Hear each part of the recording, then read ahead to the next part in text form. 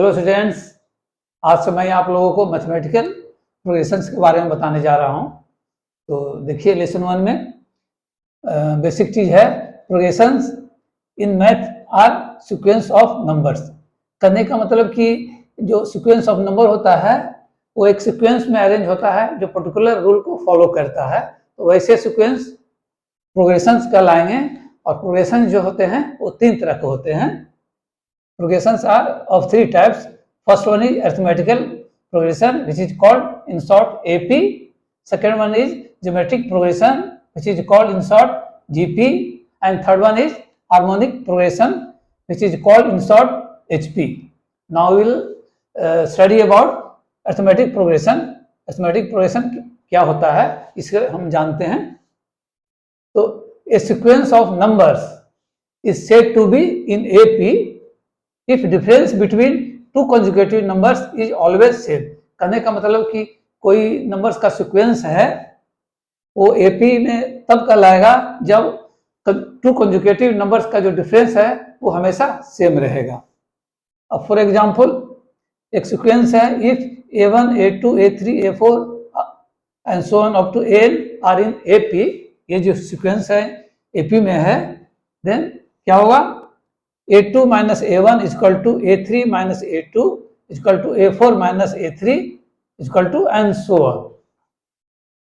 And difference जो ये difference है a2 minus a1 a3 minus a2 a4 minus a3, ये जो डिफरेंस है 2 consecutive नंबर्स के बीच का, that will be called common difference, जो जनरली d से डिनोट होता है। Suppose if a be the first term of an AP having n numbers in AP and D be common difference and L be last term, then nth term of AP Tn is given by this formula Tn is equal to A plus close bracket में n minus 1 into D। और AP के जो सभी numbers हैं उनके सम कैसे निकालते हैं, तो देखिए सम of n terms of AP that is Sn is given by this formula, that is Sn is equal to n by 2 close bracket में 2a प्लस फिर ब्रैकेट में n minus 1 into d and this is also Sn is equal to n by 2 close bracket में a plus n। इन दोनों formula को बहुत आसानी से आप प्रूव कर सकते हैं कोई भी AP लेकर के। अब देखिए इसके प्रॉपर्टीज के बारे में जानते हैं। ये मैंने लिखा हुआ है 1 2 3 4 5 6 ये सारे प्रॉपर्टीज हैं जिसके आधार पे आप इससे रिलेटेड क्वेश्चन को आसानी से आप सॉल्व कर पाएंगे।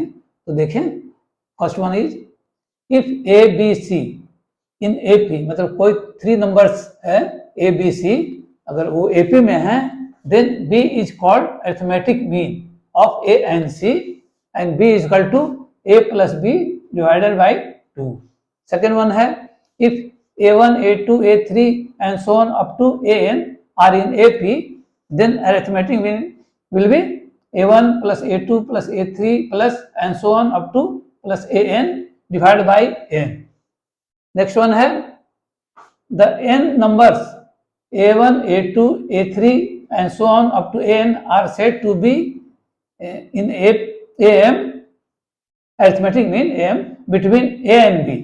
कहने का मतलब कि n नंबर्स हैं a1 a2 a3 and so on up to n are said to be arithmetic mean between a and b if a small a1 a2 a3 and so on up to n and b are in AP।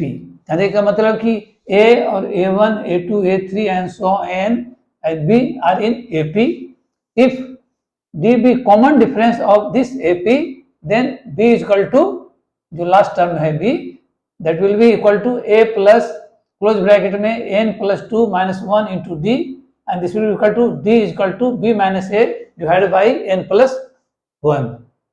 next one fourth one है if a constant is added to or subtracted from each term of an AP then resulting series will be in AP। कहने का मतलब कि कोई AP है उसके हर एक term में कोई एक कांस्टेंट को ऐड करते हैं या उसके हर एक टर्म से उस कांस्टेंट को सब्ट्रैक्ट करते हैं तो रिजल्टिंग जो सीक्वेंस होगा that will be also in AP.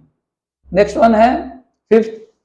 If each term of an AP is multiplied or divided by a non-zero number, then resulting series will be in AP. कहने का मतलब है कि कोई AP है, उसके हर एक टर्म को हम किसी नॉन जीरो नंबर से मल्टीप्लाई करते हैं या किसी नॉन जीरो नंबर से डिवाइड करते हैं, तो जो रिजल्टिंग सीक्वेंस होगा वो भी AP में ही होगा. 6th वन है if A1, A2, A3 and so on up to An and B1, B2, B3 and so on up to Bn are in AP. कहने का मतलब कि दो सीक्वेंस है और दोनों अगर AP में है, then A1 plus B1, A2 plus B2, A3 plus B3 plus so on up to An plus Bn, this will also be in AP. आपने ये देखा 6th वन कि दो सीक्वेंस है और उसके हर एक करस्पॉन्डिंग टर्म्स को ऐड करके जो सीक्वेंस बनाते हैं तो वो भी AP में होगा. तो लेकिन अगर ये दो सीक्वेंस हैं तो उसके करस्पॉन्डिंग नंबर को मल्टीप्लाई करके जो हमें मिलेगा सीक्वेंस, वो जो सीक्वेंस है वो that will not be in AP.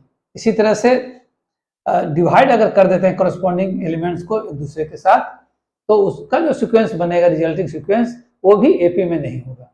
कहने का मतलब कि अगर ये दो सीक्वेंस हैं तो A1 into B1, next one A2 into B2, A3 into B3 and so on up to An into Bn, तो जो ये सीक्वेंस होगा वो AP में नहीं होगा.